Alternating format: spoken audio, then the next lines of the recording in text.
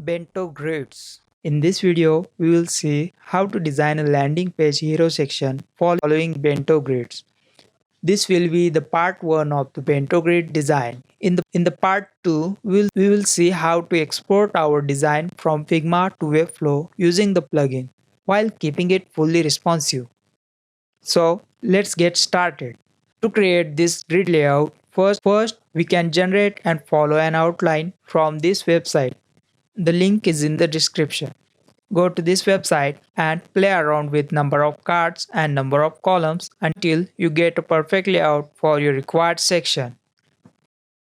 Once you get your desired layout, simply screenshot it and paste it in the Figma file and start designing according to it.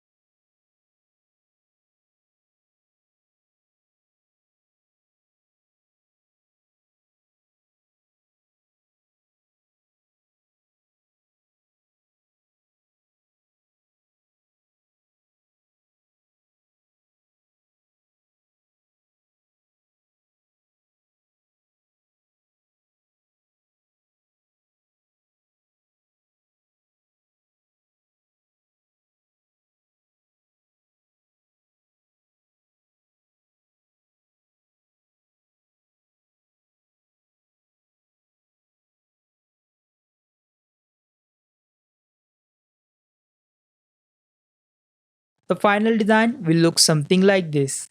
One thing to keep in mind that in order to export your design from Figma to Webflow, you need to use the auto layout option wherever it is possible in the layout. To learn more about this layout technique, you can follow this video on the design course channel. I have used the same layout shown in that video.